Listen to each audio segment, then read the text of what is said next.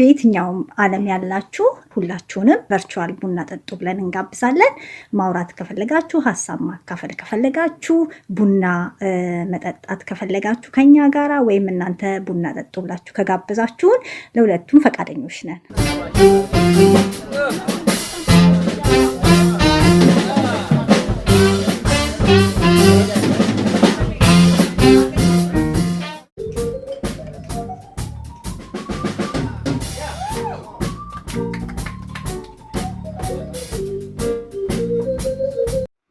Good morning, David. How are you? I'm pretty good, Gerson. Good. Oh, you looks great. Why, thank you. You look pretty snazzy yourself there. Very Thank summery. you. Nice to see you, Mardi. Oh, you looks great. Oh, well, thank you. The sunshine is beautiful. You enjoy this weather? I can breathe when there's sunshine. I can't abide cold. Yeah. One Canadian. Yes. Things going on right now. Yes. Somebody referred to it recently as what circle of Dante's hell is this? Yeah, I remember you comment on that. It's somewhere in purgatory right Exactly. now. I would suggest it was whatever the last one is plus one. Oh, interesting. Well, it's going to be interesting to see what kind of change comes about and where we end up. Yeah, I hope, things, it's a blessing in disguise. I see hope, and at the same time, the problem is very tough time. It is a very difficult problem. Yeah. But yeah, there is a sense of hope. And I remember when I was young and moved to the United States, I was only 7. And in the next year, of course, there was the assassination of Martin Luther King. There was the assassination of Robert Kennedy. The country was within the Vietnam War. And I came from Canada, where we were not involved in the war. And so there was a very,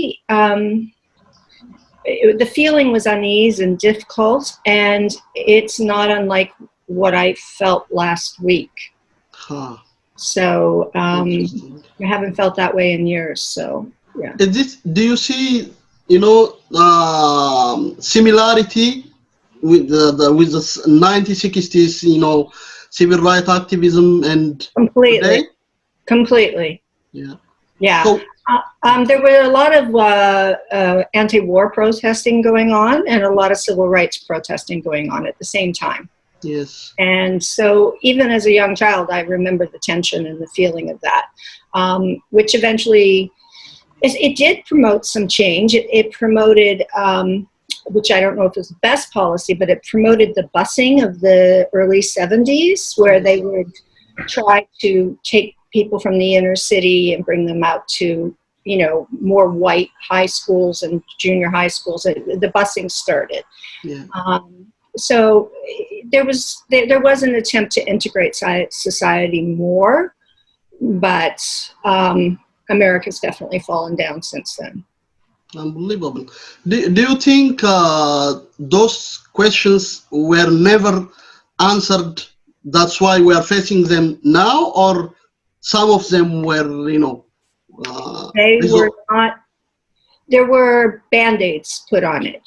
I think there were Band-Aids. And the fact that there's an anti-lynching bill right now in the Senate, I mean, I can't believe we're still having that conversation about lynching. And that it's going up, that it's receiving such,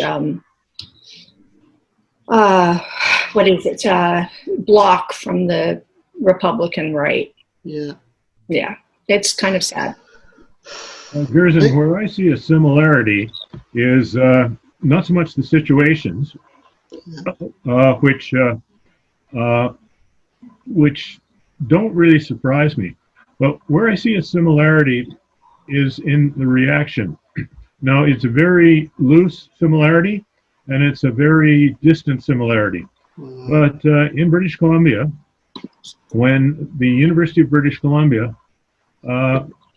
this is a couple of years, about 10 years ago probably, they searched around for all the Japanese Canadians who had been expelled from the University of British Columbia in 1941, 42, I guess. And anybody of Japanese background was expelled from the university if they were there. And the university searched around and they found 7 people who were still alive who had suffered that at UBC. Now, they brought them all back and they gave them honorary degrees. Now, what happened among the Japanese Canadian community was a tremendous venting. Finally, people felt that they could blow off steam, that they could complain. And I remember one of my friends, who was a very sweet lady, and she's about my age, and I'd known her for many years through different organizations. I belonged to the Japan-Canada Society and the Vancouver Mokyokai Society, which is a cultural exchange business interest group. And she just vented completely, and she I watched her blow up, and I was quite surprised, but not really surprised, because I felt that it was an excellent opportunity for people to get things off their chest. Yeah. And as I said, it's a very tenuous comparison with what's going on in the United States, but nonetheless, the connection is there.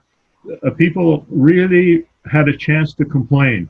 And it was interesting watching her, because she doesn't speak Japanese, but she's very much involved in Japanese-Canadian affairs.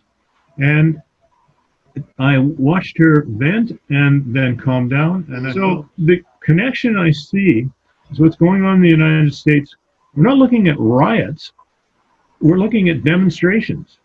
We're looking at people who are more or less peaceful. Yeah, there are rioters there, but the whole movement seems to be a peaceful movement, and it's giving people a chance to say what they really feel. It gives them a chance to get everything off their chest, and that's the similarity that I see. And from my point of view, I think this is very good, because if you don't have a chance to complain, if you don't have a chance to get things off your chest, it just builds up, and people get, it bothers their inner soul, it bothers their approach to life. And so I feel that this, the demonstrations in the United States, and I'm looking at it from a very distant point of view, because I'm not even, I don't even have an Ontario background. I'm from British Columbia. And I see the positive part of this is that people are complaining, and that maybe out of all these complaints and this venting, that some positive things will come. So in a rather roundabout way, that's my opinion of a comparison with the Canadian situation. Maybe let me raise one question here. Okay. Do you think there is the level of racism among the African Canadian or African American and other groups from Asia or from another part of the world is the same? Is the racial level is the same? Can we say that? David mentioned the Japanese case. I think that partly because of our population, that yes, if you look across the population of Canada, there are segmented groups, and we have an issue with racism for sure, and we aren't doing enough to listen. In the United States, though, after living there for 30 years, and I was fortunate to live in different environments in the United States. I lived in New York, which is very, very culturally diverse. Yeah. My mother was in the South, and I would travel there, and I saw the hangovers from the Civil War kind of in people's nature to that day. It would have been in the 80s and 90s. It was during the political correct era, and then I was also traveling to different cities across the United States. So I could see the separation of blacks. I could see the separation of Hispanics in the South as well, and with that, if you went to Texas and California. And they had a long way to go to make things better. And what's interesting to me is something that David was saying. I think he's referring to people who were triggered. And I worked at ABC News in New York with many people who were Black. And I recently, just the other day, one of my friends who never complained put out some of the things he'd been through, wrote about it. And it's heartbreaking. It's absolutely heartbreaking to know that somebody who had risen to a level of technical producer, ABC, and he'd walk out of that building where he was treated with respect and be treated so poorly on the streets of Manhattan. It really is upsetting. Okay, thank you very much, my friends Mardi McKerrow and David Wallace, for joining us on New Perspective. It's a discussion or a debate, or we can say it a debate. It's a discussion on the current issues happening in the United States and in Canada and all over the world. So taking this opportunity, we want to discuss how is the media working during this tough time, during this demonstration and during the pandemic, during the COVID-19 pandemic. So Mardi, you have a great experience working with the United States media, different medias in Canada, in Australia, and even in the US. So based on your experience, how do you see the problem that the media is facing this time? Is there a real challenge that the media is, facing now? Well, there's a constitutional crisis in the United States in regards to the First Amendment. Okay, the First Amendment, which protects the right of protest and protects the right of journalism and press freedoms, is being assaulted. And, it's very different now because we actually, I think I've discussed this before with you about gatekeepers. And we're no longer the gatekeepers in the media. The woman who shot that video on her phone of George Floyd being murdered on camera has changed what people see. And now you actually can watch this happen, and it's enough. And that's why there's been, I think, such an outpouring. People have said enough is enough. Minnesota itself has had ongoing problems for many years. As far as worldwide for press, they've been attacked. Journalists from abroad, Australia, I think everyone saw how they were literally attacked live on air when they were at Lafayette Square. And yet Australia is not immune to the problems of racism. There's over 400 Aboriginals in Australia who have died in police custody since 1999. So to see the Americans not only persecuting peaceful protesters with military style tactics, but also attacking the press is literally the violation of the First Amendment, which is what the democracy of the United States is based on. Since the first day that Trump came to power, he was attacking the media overtly. So does that imply there is, there is a fighting between the First Amendment and the Second Amendment, that he is, can we say that? Yeah. Well, here's an interesting point, and one of my friends and I were discussing how the people who support the Second Amendment, they didn't come out and support the First Amendment. They didn't come out to the protests and with their guns and say, we respect your right to protest. We will protect you in your right to peacefully protest. We will protect the journalists who are here. Now that could start a civil war, but it's interesting to see that the Second Amendment people who support the right to bear arms are not necessarily the ones out in the streets protecting the First Amendment at this stage. as when Trump came to power, he's been attacking the media since the very beginning, and he's also been attacking lawlessness from the very beginning. His inaugural address made America sound like it was a war zone. And a lot of people in the media took offense to that because it's almost insightful, and that's something that that's a violation of the First Amendment. You cannot incite.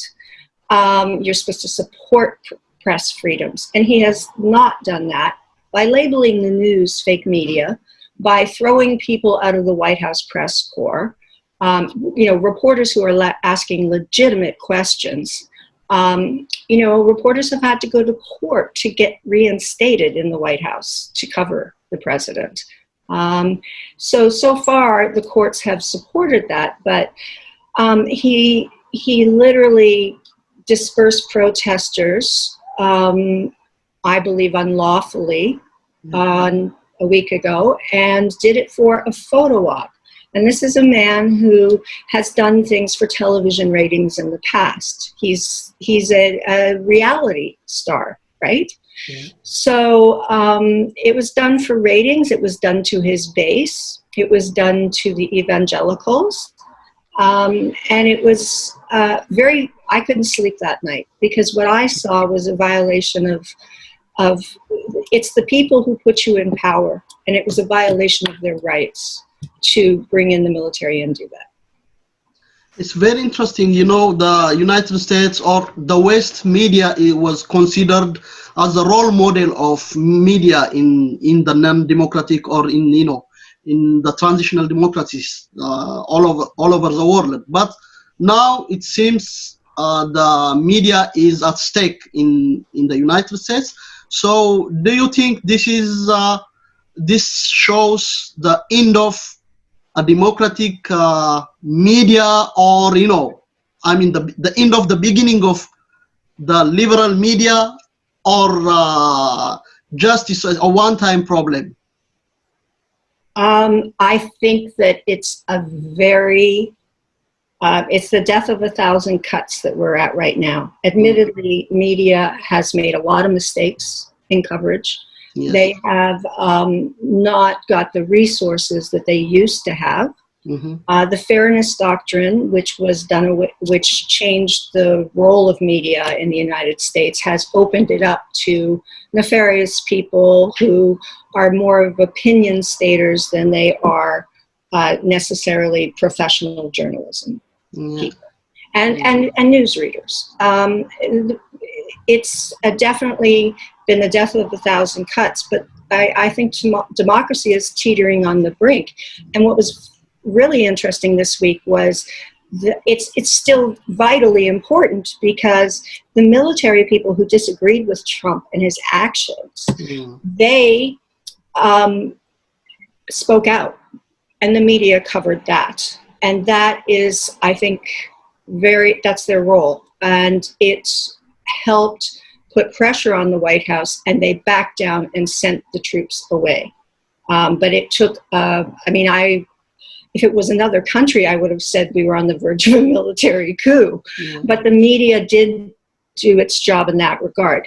As far as ongoing, some news organizations are trying to teach more about racism, systemic racism. It's finally in the vernacular. People are talking about it, and hopefully people are doing a lot of listening. Do you think, David, maybe you can join on this question? Do you think people react as expected when the media was attacked by, the executive or the police, especially when if you remember, the CNN reporter was attacked while he was covering the demonstration in Minneapolis. So I didn't see any uproar after he was attacked, from the people or from the medias. Some medias talk about it, but not enough. So do you think the people react as expected? Well, I think you've asked me a whole lot of questions. I'll try and answer them one by one. Okay. First of all, reaction. Do I know what Americans think? Not really. I have a lot of American friends, and everything is fine until we start talking about politics. And first of all, I find that Americans are terrified of parliamentary democracy. They don't understand it. They think it's some sort of something from the colonial past that they just can't grasp.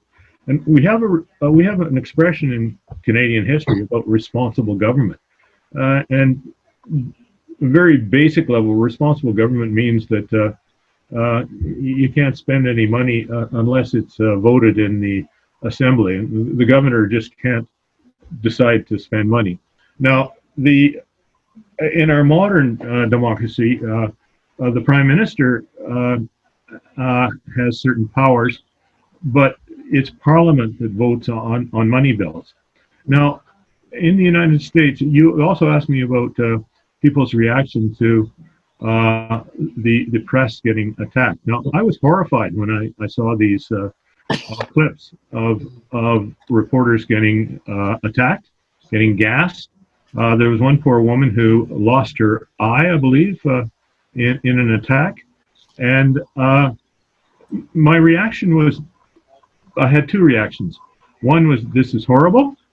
My other reaction was, I think the authorities, the riot police, are getting so frustrated that they're just lashing out at anybody who seems to be opposing them or standing up to them.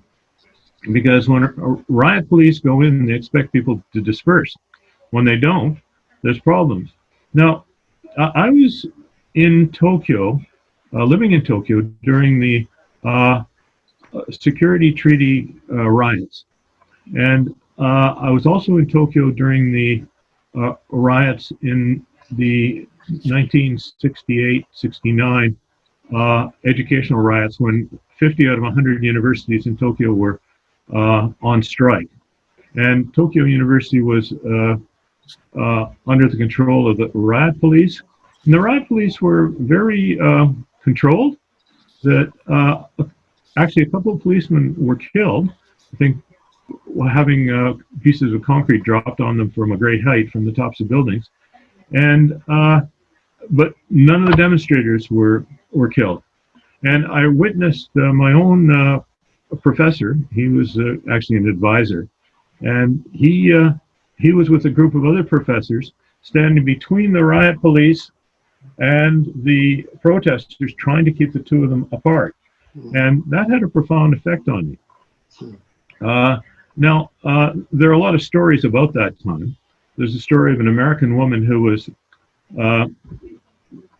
accidentally came across a whole group of people protesting this treaty, and she got a little bit scared. And her feet were sore, so she was carrying her shoes in her hand as she walked along. And one of the protesters came out, and he had a newspaper, and he laid it down. He said, "Stand on this. It'll keep your feet from getting hurt." And okay, Japanese society is totally different from the United States or Canada, and I emphasize that because Canada and the United States are quite different. I think we all can agree on that. But it's also a society that's gone through a lot of changes, and Marty's talking about the changes in the United States, and I always listen very closely to what she says, because a lot of these things ring a bell with me. I may not understand them immediately, but it gives me a chance to get an insight. And one of the things that has happened, and we're getting back to racism here, when I first went to Japan as a young guy, no matter where you went, people would say, "Oh, it's a foreigner. It's a foreigner. Gaijin-da, gaijin." And it just drove you nuts. And I lashed out a couple of times, and I had this little phrase in Japanese, "Well, from my point of view, you're a foreigner." And of course, that had a very strange effect. It's kind of calmed people down, and they started to laugh. And eventually I decided not to say that anymore because it was kind of stupid. However, what has happened in Japanese societies, nobody says that anymore. And I was in a small Japanese city a number of years ago. I was waiting for a bus, and the bus didn't leave for another hour. So I went into the local department store. And there were all these little kids around who normally would stand and point their finger and say, "Oh, it's a foreigner, it's a foreigner." And I was standing looking at something. All of a sudden, I felt something bump into my leg and looked down. There was this little kid. And I looked down and I said, "What are you doing?" First of all, he said to me, "Oh, excuse me." And I looked down and said to him in Japanese, "What are you doing?" And he said, "We're playing hide and seek." And he was not the least bit interested in me. He was interested in trying to evade his friends who were seeking him. And this is what has happened. When I'm in Japan now, on occasion, people come up to me and they ask me for directions. So societies can change. If I take that and look at the United States, and I'm getting more and more interested in what's going on in the United States, and when I listen to Marty, and I listen to yourself, and I listen to other people commenting on it, I realize that, okay, there is hope that maybe society can change. And the peaceful demonstrations I've seen in the last couple of days give me some hope that this is going to happen. Now, I was very, very pessimistic up until recently. I felt that there was going to be a huge blow-up in the United States. And there have been little blow-ups.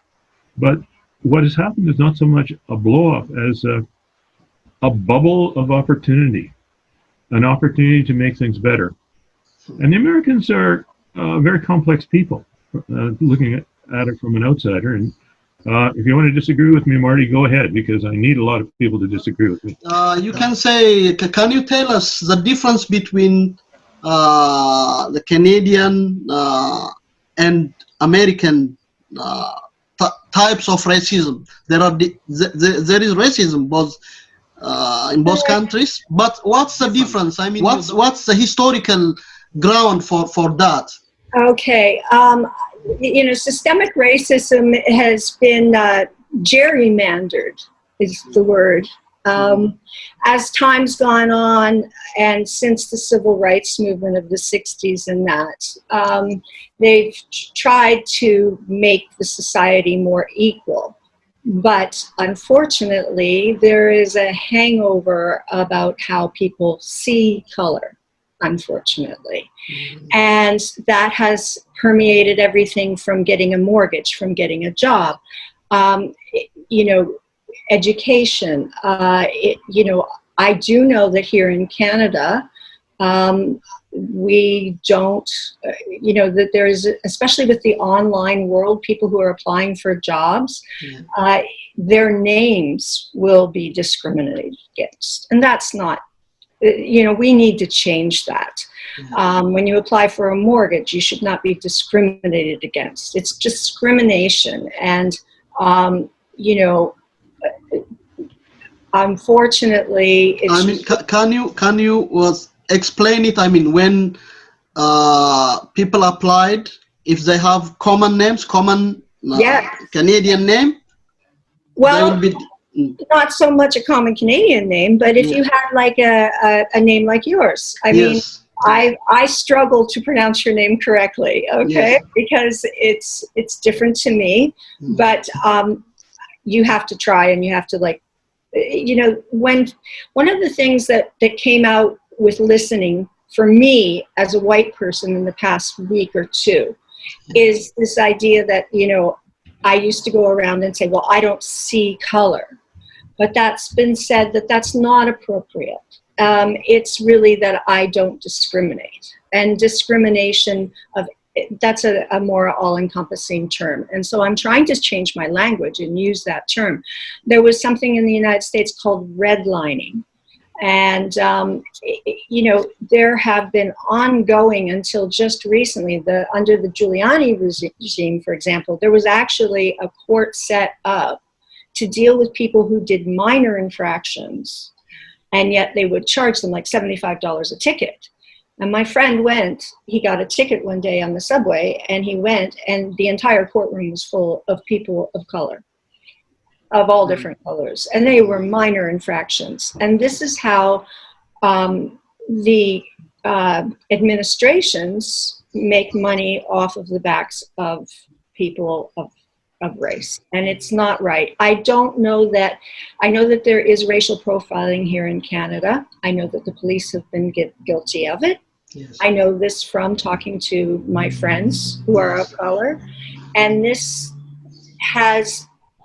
been an undercurrent talking about it for quite a while, and I'm hoping now that we're really going to address it and stop this process. How about the carding system? There is a carding that the police are using.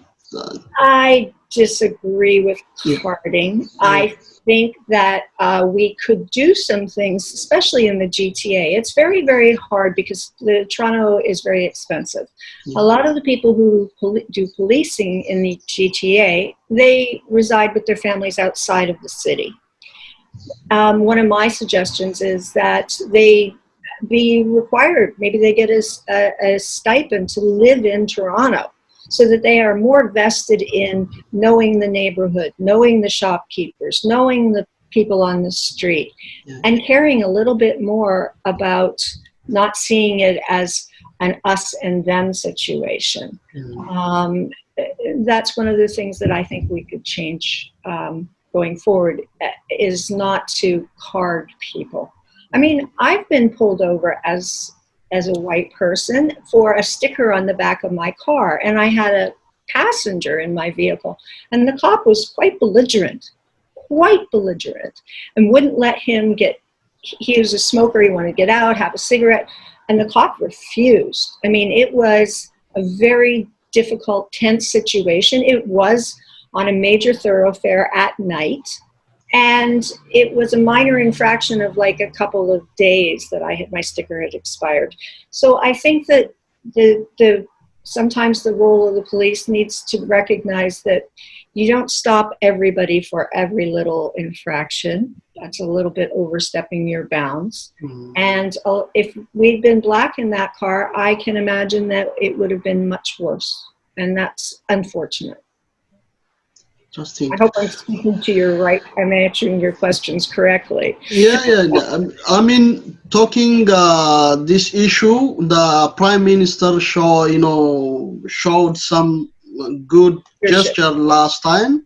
And what do you feel about that? And do you hope there is a real change in the near future in this regard, both in Canada and in the United States? We have to, and it has to be for our Aboriginal population. It has to be for our people of color. It has to be for our Japanese and Asian citizens.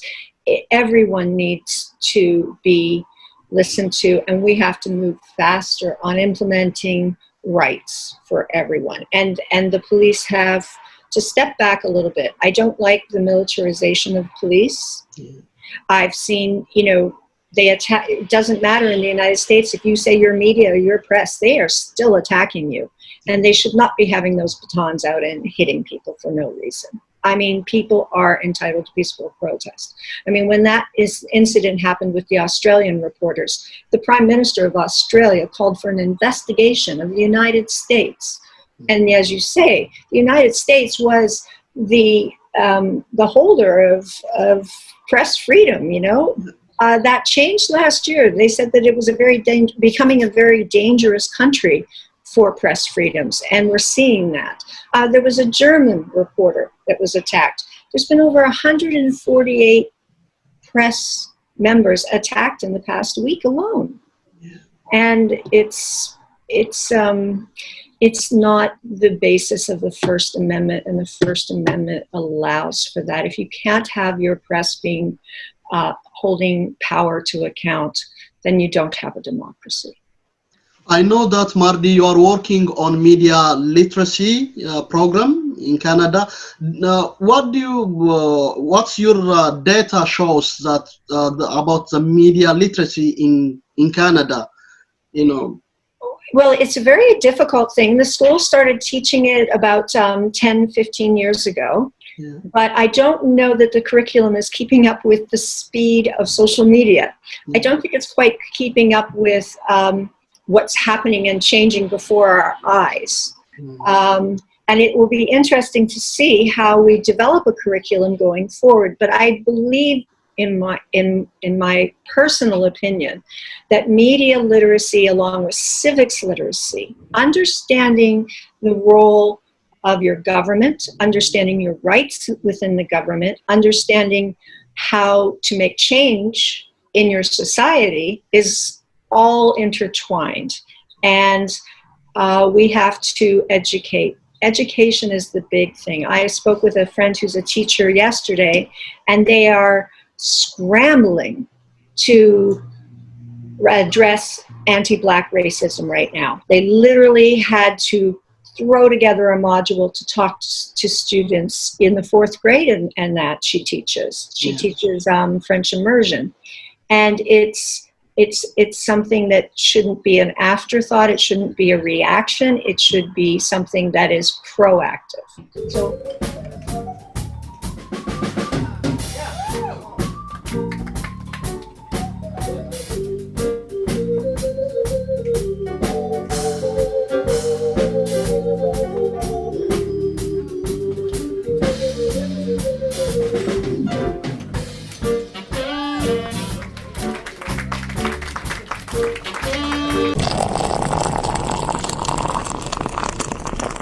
በየትኛውም ዓለም ያላችሁ ሁላችሁንም ቨርቹዋል ቡና ጠጡ ብለን እንጋብዛለን። ማውራት ከፈለጋችሁ፣ ሀሳብ ማካፈል ከፈለጋችሁ፣ ቡና መጠጣት ከፈለጋችሁ ከኛ ጋራ ወይም እናንተ ቡና ጠጡ ብላችሁ ከጋበዛችሁን ለሁለቱም ፈቃደኞች ነን።